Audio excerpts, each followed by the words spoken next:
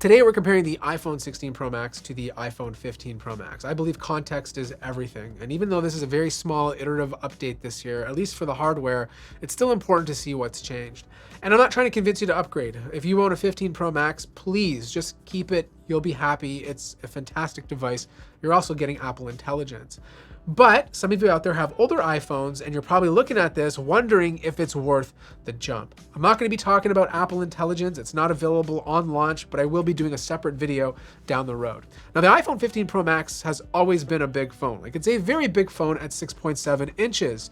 And the iPhone 16 Pro Max is now even bigger at 6.9. They increased the height by 3 millimeters. They increased the width by 1 millimeter, and you definitely feel it. Like, I've been using this phone and it's a big phone. And after a few days, I put it down and I picked up the 15 Pro Max and I'm like, wow, this actually feels like a smaller device. Like, this feels like a better size. So if the 15 Pro Max was already pushing you over the edge, the 16 Pro Max might push you further. But for those display lovers, you're just getting more screen real estate to utilize. Mostly vertically, so like if you're reading text, you'll see like an extra line, and if you're watching content horizontally, you'll obviously get more screen real estate. The other big update this year is obviously the color choices. There's this new Desert Titanium. It's giving me iPhone 11 vibes. It's very muted on the back, and then of course you have a darker rose gold tone on the edges.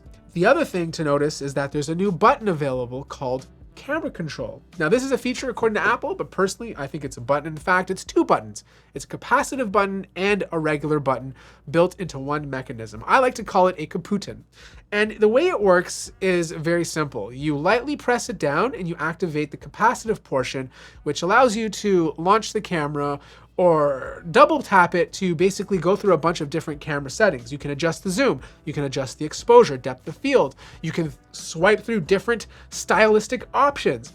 But if you single click it, it opens up the camera app to take a photo. If you hold it down, it will start recording a video. But here's the thing, I didn't really use anything else on it except to load the camera. I find the taps and the presses just to be a bit too much and to slow down my workflow. Now, this just could be user bias. Like, this is a new feature. It could take me time to learn it. Maybe 3 months I'll feel differently. Now, for those of you out there who are worried about it launching in your pocket, it absolutely will not. Because if the phone is locked, it requires more than one press. It will require you to hit the camera button twice in order to launch the camera app. If the phone's out of your pocket and the screen is on but it's still locked, then it only requires one press to get into the camera app. And for those of you who just don't like this idea at all, there is some good news. You can go into the camera settings and then you can change it to load up other applications.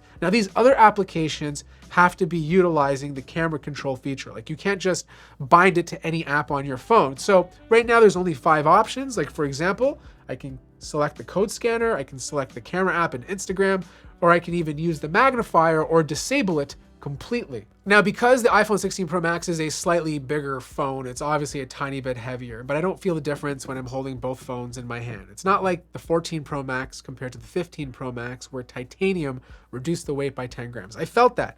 This, not so much, which is a good thing. The bezels are thinner, the display brightness is very similar. 1000 nits typical brightness, 1600 nits if you're watching HDR content, 2000 nits if you're outdoors and it really needs to get bright. But here's the thing.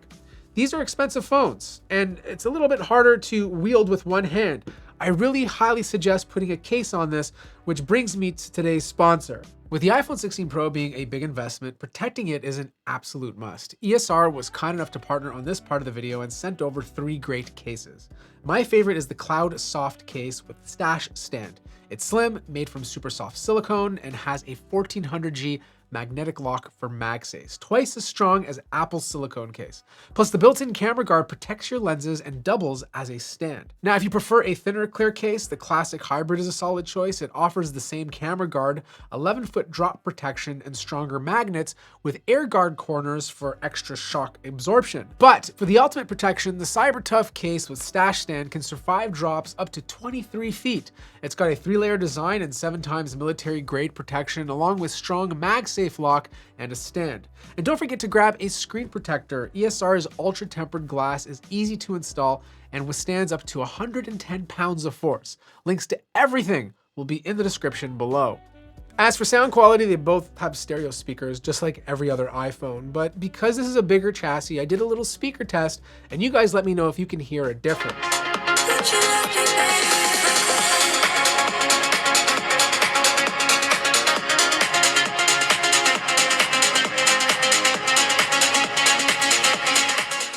But I think the most important update comes to the fast charging or faster charging. You can now charge the iPhone 16 Pro Max at 49 watts.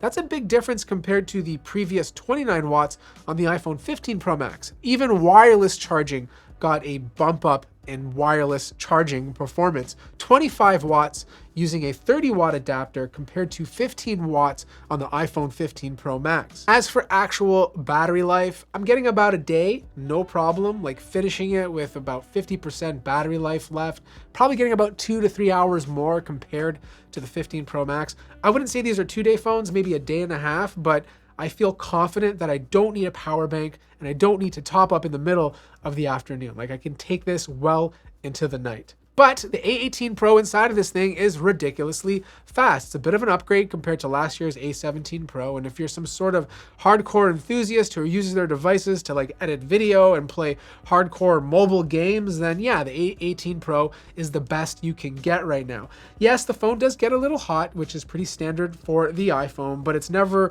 to the point where it's uncomfortable to hold. Now, arguably the biggest update is probably the cameras. The 48 megapixel wide lens is a little different on the 16 Pro Max. Telephoto lens is identical at 12, but the ultra wide lens is different. It's no longer 12 megapixels. They bumped it up to 48. Look, these cameras have always been amazing. Like I've always been impressed by the iPhone cameras, but they have a very distinct style. It's very flat. They remove a lot of the shadows. It's sometimes a bit too bright.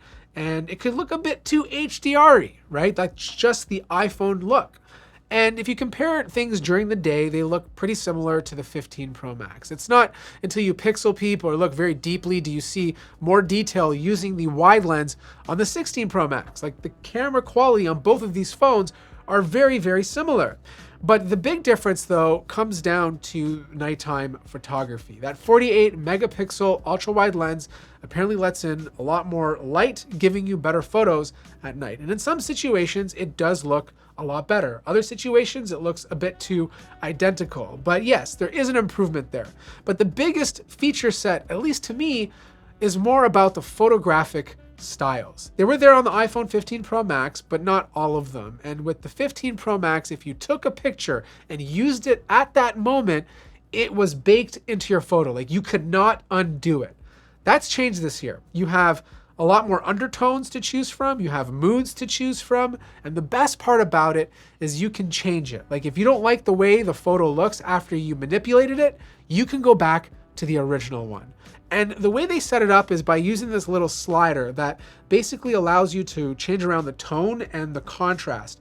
And because the tone allows me to go down and bring the shadows back, it just makes pictures look so much better.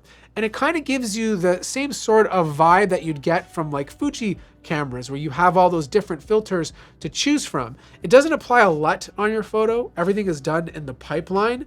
So it will do certain things like bring down the shadows and be more manipulative, but again, not being destructive. Whereas on the iPhone 15 Pro Max, it's more of like a general filter that's done in the pipeline. I should also mention, if you want to be able to undo your photographic style changes, you have to leave it on high efficiency format. If you put it on most compatible, you can't undo your changes. Oh, and if you love macro photography, you can get up to 2 centimeters close to the subject, which just gives you a more zoomed in image. I think it looks even better than before. But what's even cooler is the fact you can finally shoot 4K 120. This is a big deal for someone like me who shoots a lot of video. I don't use 4K 120 all the time, but man, it's just nice to have on your phone because there's certain instances or things that I want to shoot in 4K 120 that will benefit my workflow later. On top of all that, you can change the speed of the clip directly in the app. You can leave it at 4K 120 or you can slow it all the way down to 24 frames per second. And as you can see, it just looks a lot more cinematic compared to 60 FPS on the iPhone 15 Pro Max. However, the coolest thing is the fact that this phone now has 4 built-in microphones, and there's a new audio mix capability that allows you to basically segregate your voice from background noise. There's 4 different options you can play with, and I can confidently say the microphones on your iPhone are good enough for pretty much any situation right now. Like if I ever forget my microphone, I have an iPhone now. Like I feel confident enough using this device. Here's an example. You guys let me know what you think. Walking down a busy street here in Toronto. There's a lot of traffic behind me. Hopefully we'll hear some honking horns, but the new iPhone 16 Pro Max and 16 Pro have a new audio mix feature, which basically utilizes the 4 microphones inside this phone.